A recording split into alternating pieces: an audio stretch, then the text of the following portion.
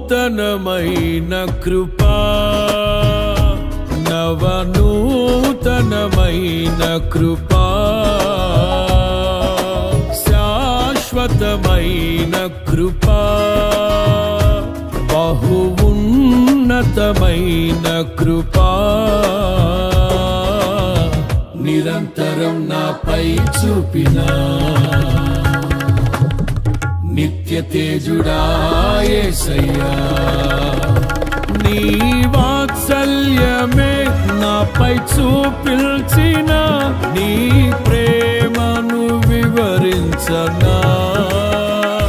నన్ను నీ కోసమే